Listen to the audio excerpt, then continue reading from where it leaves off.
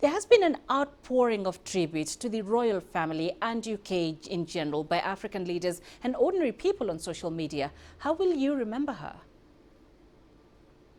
There is a complicated history, as some people say. However, I think the best way of describing it is that the monarch itself that she presided over, has a darkest chapter, and that chapter lies here in Africa and a number of countries in the Caribbean as well as in India.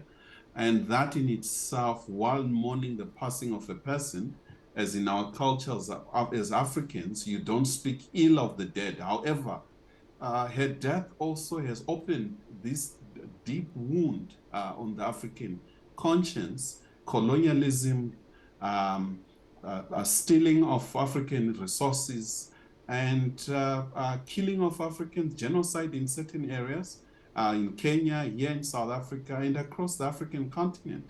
And there was no apology that came from her as a person and the monarch itself and the British government. And therefore, while we mourn her passing, we also have to look into the past with an aim of getting compensation from the British monarchy and British government.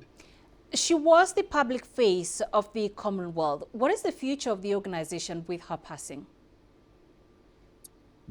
United Kingdom as a country, as you can see with the crisis that it faces, in terms of ranking in power terms, it's declining, and it's declining quite fast.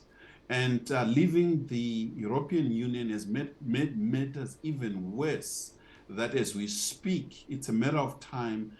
India, a former British colony, is going to overtake UK as number 5 most powerful economic speaking country in the world, and UK will be on number 6. And therefore, with that declining trend, it will be really hard for so-called global Britain to really assert itself and play a critical role. It will be obviously dependent on the United States in all, as we have seen, wars, whether it's in Libya, Syria, Iraq, or Afghanistan, to really pitch its own power and standing, particularly in Africa.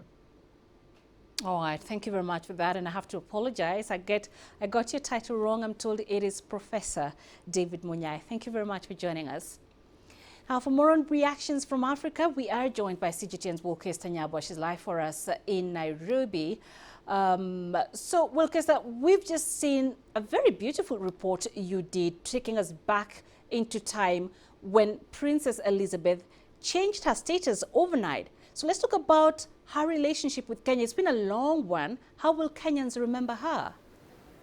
Thank you, Penina. Well, the death of Queen Elizabeth has really sparked a lot of conversation among Kenyans, and Kenyan social media has been abuzz, you know, with Kenyans just sharing history. Some of them were a little too young to really know some of those details. Some of them learned those details in class, and some of them took that opportunity to share the experiences of maybe family members who had experienced this. A number of them sharing stories such as those we have had right now of when Princess Elizabeth came, and then she became a queen when she was in Kenya. And many of those, you know, just sharing some of those experiences, some of them sharing their stories, condolences as well, saying how they would remember the relationship between the two countries, some with fond memories. It is a mixed legacy, but quite a number of people, you know, just sharing even their condolences and, you know, sad, just sharing in the sadness of the British people,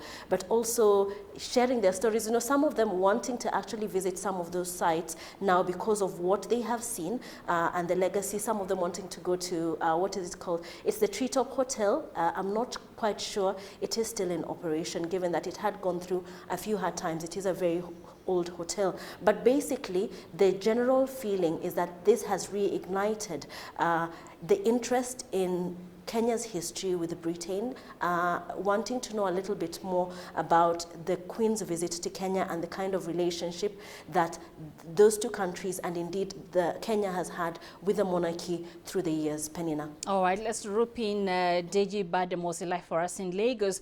Deji, the Nigerian President Buhari, he has mourned the Queen of England, saying the story of modern Nigeria is not complete without Queen Elizabeth. What's been the reaction there?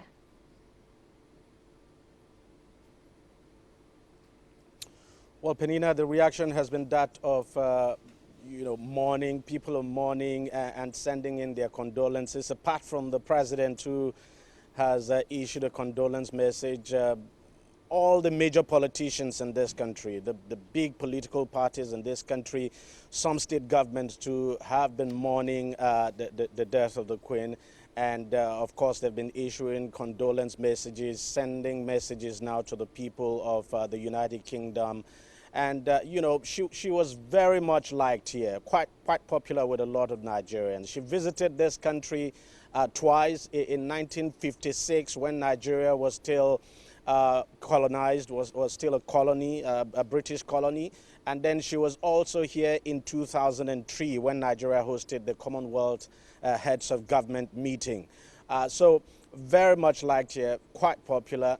And people are really, really mourning with the people of the United Kingdom and, of course, sending their prayers out to her.